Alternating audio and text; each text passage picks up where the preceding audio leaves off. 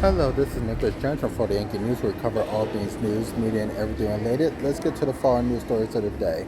The first news story of the day comes from Washington, D.C., where Donald Trump deployed the Home Act of Section 704 that states that anybody who is in emergency state where the National Guards have to be deployed can be deployed up to 30 days. We send 800 national troops as well as 1,000 guards. Now, here's what the story really begins. People are debating whether or not if he can send National Guards to any other cities.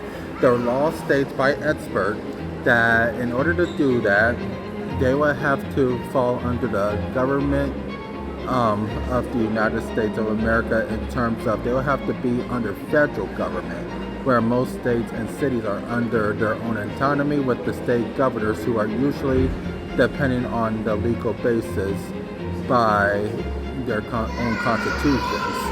Now, the United States has it to where if a governor literally succeeds to deploy a National Guard, that means it had to be outside their control. But unfortunately, for Washington, D.C., they're not considered a state, which means that they fall under a very rare circumstance where Donald Trump can do that. It goes by legal basis that as long as there's state and government officials in other places to control the problem, then there will be no need for Donald Trump to deploy National Guards in other cities. In other news, a mother and her 3 children were deported to Honduras after they were arrested in Louisiana without even going through due process. Her youngest son, who is battling a rare form of kidney cancer from the age of 2, began life-saving treatment after he was diagnosed with a rare cancer. But according to the affidavit, they were arrested without even seeing a lawyer, a counsel, or anything, and now the ICE agents are being sued for the interference of his medication. They are going by Julia and Rosario as their pseudonyms to protect them for their own safety. In other news, 94% of the VA hospitals as well as 74% of other VA hospitals are facing severe shortages when it comes down to staffing.